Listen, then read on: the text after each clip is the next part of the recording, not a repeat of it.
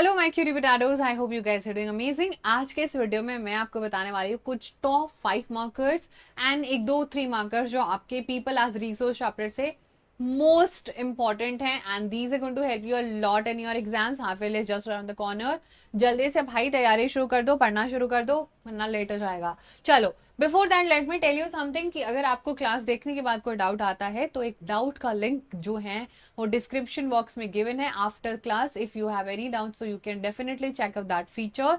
जिस भी पोर्शन में डाउट आ रहा है वहां पर वो डाउट सबमिट करो, हैंड टू हैंड सोल्यूशन मिलेगा और सेशन का स्मार्ट नोट्स भी मिल जाएगा। बाकी जो पढ़ाया, जो अभी हम पढ़ाने वाली वो चाहिए तो टेलीग्राम ज्वाइन कर लेना। बाकी सारे टीचर्स भी अपना बहुत सारी important MCQs and books and PDF share करते रहते हैं हाफ ईयरली में और फाइनल एग्जाम्स में बहुत काम आएगा, तो जरूर ज्वाइन करना। ठीक है, चलो पीपल एज रिसोर्स का top questions and these are very very important. थोड़ा सा देखते हैं, अगर आप कर पा रहे हो तो वेल एंड गुड, नहीं कर पा रहे हो तो चैप्टर को थोड़ा पढ़ना पड़ेगा। फर्स्ट क्वेश्चन है बच्चा हमारे पास, टफ लग सकता है। Mention 3 feature of national health policy. हमारे इन लोगों को रिसोर्स बनाने के लिए we need to give them 3 things and those are, हमें उन्हें अच्छा एजुकेशन देने पड़ेगा, अच्छा हेल्थ भी देखने पड़ेगा, तभी वो अच्छा पैसा कमा पाएंगे। वो पैसे की चलते फिरती मशीन तभी बना पाएंगे हम लोग। एंड फॉर दैट इंडिया ने रिलीज किया था नेशनल हेल्थ पॉलिसी जिसका 3 मेन फीचर था। तो इंट्रो देख लो चैप्टर का, कितना क्यूटी पोटैटो सा लिखा हुआ है आप लोगों के तरह। सो इंट्रोडक्शन यहाँ पर गिवन है। And the 3 features of national health policy are: it aims at improving the accessibility of healthcare and family welfare, it aims at improving the nutritional services with special focus on underprivileged bachcha log and population, and also it has improved the ratio of nurses, doctors and beds in the country, which ultimately led to better facilities, better medical facilities. ठीक है, चलो next up we have, why is health people a matter? Why health of people a matter of major concern for Indian government? क्यों concern है? अरे obviously ना ma'am, जब अच्छी population होगी, हेल्दी पॉपुलेशन होगी, तभी तो वो अच्छा काम कर पाएगी। Isn't it very simple to understand, right? So this is something, health important detriment है किसी भी देश का क्वालिटी ऑफ प्रोडक्शन देखने के लिए, ओवरऑल ग्रोथ देखने के लिए, डेवलपमेंट देखने के लिए, in spite of improvement in health, medical facilities, decline in infant mortality rate continues to remain a matter of concern because safe drinking water नहीं है, जो कि हमारे बहुत प्रॉब्लम है, जो कि 1/3 ही लोगों तक अवेलेबल है। और पर कैपिटा जो कैलोरीज है बच्चा वो काफी कम है। अच्छा, ये पर कैपिटा कैलोरी क्या होता है कि किसी इंसान को अपने बॉडी मास इंडेक्स के हिसाब से कितना प्रोटीन, कितना कार्ब्स, कितना फाइबर कंज्यूम करना चाहिए, कितने वाइटामिन एंड एवरीथिंग, वो आज भी कम है। अच्छा खाना ही नहीं मिल रहा है, अच्छी न्यूट्रिशन वाली रोटी नहीं मिल रही है, सारी चीजों में प्रॉब्लम ही प्रॉब्लम हम लोगों को नजर आ रही है। Next up we have unemployment leads to low income and low savings and hence low demand for low production. तो ये जो पूरा एक डिप्रेस्ड इकोनॉमी का एग्जांपल है, तो इसका मतलब क्या हो रहा है, चारों तरफ से मार पड़ रही है। और जब चारों तरफ से मार पड़ रही है तो चीजों का वेस्ट हो रहा है, नेगेटिव इम्पैक्ट क्रिएट हो रहा है, quality of life of individual खराब हो रही है, टाइम पीरियड जो है वो काफी ज्यादा अनएम्प्लॉयमेंट में चला जा रहा है जिसके वापस आना बहुत मुश्किल हो जाता है। सो अनएम्प्लॉयमेंट एक ऐसा इंडिकेटर है जिसके होने की वजह से सब कुछ खराब हो जाता है।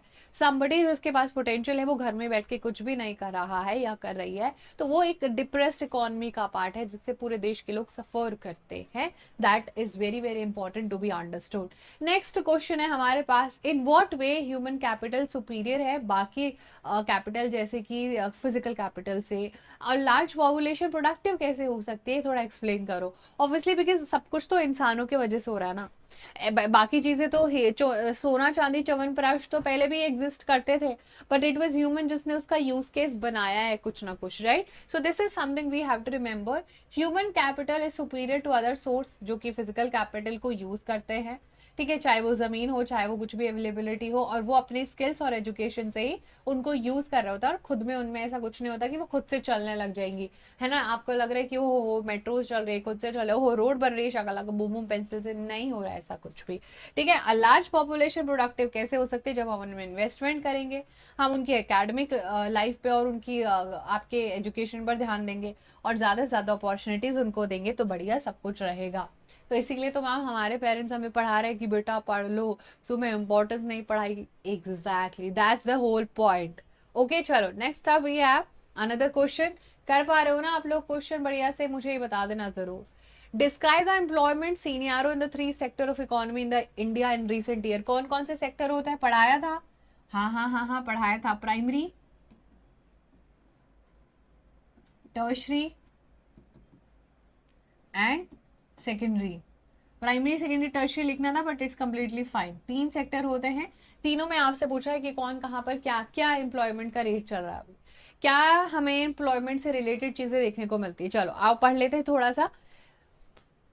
एग्रीकल्चर सबसे ज्यादा labour observing observing absorbing sector है, एक ही बार लिख लेना, स्मेरर है। इन रिसेंट ईयर डिक्लाइन हुआ है डिपेंडेंसी ऑफ पॉपुलेशन और एग्रीकल्चर, एंड जिसकी वजह से डिसगाइड अनएम्प्लॉयमेंट राइज हुई है, यानी कि हिडन चीजें हमें देखने को मिल रही हैं। जितने लोग एग्रीकल्चर में नीडेड है उससे काफी ज्यादा एंगेज है, उतने नहीं भी होंगे तो ठीक है। सरप्लस की वजह से अब लोग सेकेंडरी और टर्शरी सेक्टर में जाना शुरू कर रहे हैं। स्मॉल स्केल मैन्युफैक्चरिंग थोड़ा थोड़ा सा रोल प्ले कर रही है चैप्टर में तो बहुत ज्यादा, और टर्शरी सेक्टर में तो रिमार्केबल इंप्रूवमेंट दिखी है रिसेंटली। इसमें जितने ज्यादा लोग यहाँ पर पैसा कमा रहे हैं उतना कहीं भी नहीं कमा पा रहे हैं।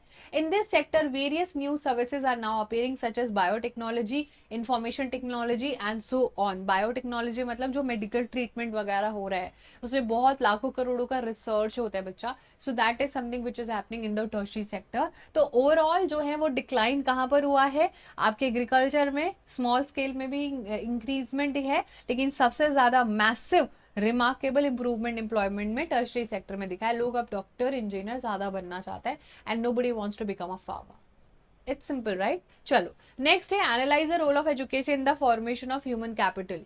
क्या रोल लगता है आपको एजुकेशन का, क्या रोल है एजुकेशन का? अरे एजुकेशन का ही तो सारा रोल है भाई, खुद सोचो ना, तुम नहीं, तुम खुद सोचो क्या रोल है। हाँ बहुत इंपॉर्टेंट रोल है।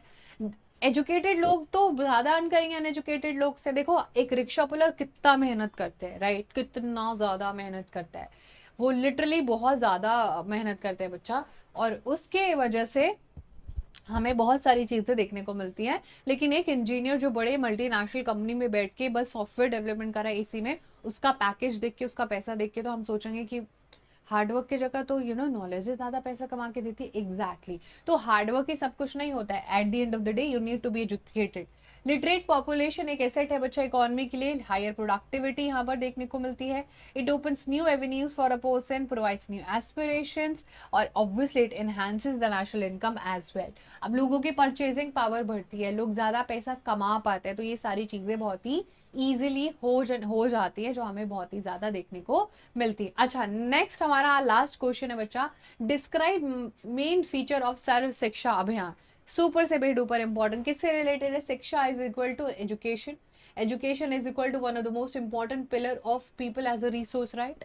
एजुकेशन मतलब सब कुछ। तो ये हमारे फीचर है बच्चा, पढ़ लो एक बार आप अच्छे से पूरे फीचर्स, तो हमें थोड़ी सी चीजें यहाँ पर समझ आएंगी। सो सिग्निफिकेंट स्टेप था एलिमेंट्री एजुकेशन देने के लिए 16 टू 14 एज ग्रुप के बच्चों के लिए।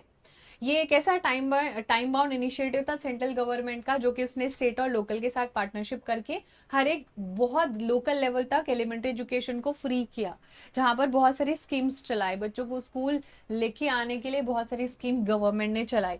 मिड डे मील स्कीम इसी का ही पार्ट है, और इसके वजह से बहुत सारे बच्चे अब पढ़ रहे हैं, अटेंडेंस उनकी इंक्रीज हो गई है, उनको वहां पर खाना पीना भी मिल जाता है, और जिसके वजह से हमारी इंडिया की लिटरेसी भी बढ़ गई, यानी कि हमारे पास पढ़े लिखे लोग ज्यादा आए हैं इन सब चीजों के वजह से। तो इस चैप्टर में जितने भी सारी बच्चा आप लोगों को ये देखने को मिलेंगे ना, जो पॉलिसीज वगैरह हैं वो बहुत ज्यादा इंपॉर्टेंट है। बाकी आपको अगर ये जो है टेलीग्राम पे मिल जाएगा पीडीएफ अगर चाहिए तो, और इसके साथ और भी सारे जो भी एडिशनल क्वेश्चंस होंगे related to all these question, जो अलग अलग लैंग्वेज में घुमा के पूछे जाते हैं, आपको वो भी मिल जाएंगे। तो definitely go and check the Telegram, बाकी आप देख लेना, आपकी मर्जी है। Then obviously follows on Instagram, do not forget, यहाँ पर हम बहुत मजे करते हैं, बहुत हमें मजा भी आता है आप लोगों से इंटरेक्ट करके। तो यहाँ पर हमको ये सारी चीजें आज के सेशन में कवर करनी थी, and that was all about the class today everyone. Thank you so much, I am sending you so much of love. अगर आपको सेशन बहुत ईजी लगा कि अरे ये क्वेश्चन तो मैं ऐसे निकाल दूंगा, तो इसका मतलब आप सही ट्रैक पर हो, आप पढ़ रहे हो, तभी आप इतना कॉन्फिडेंटली बोल सकते हो, ठीक है। तो ऐसे ही आपको हार्डवर्क डेली डेली करते जाना and you will be good to go. So that was all about it everyone, thank you so much, I will see you in the next class, bye, take care.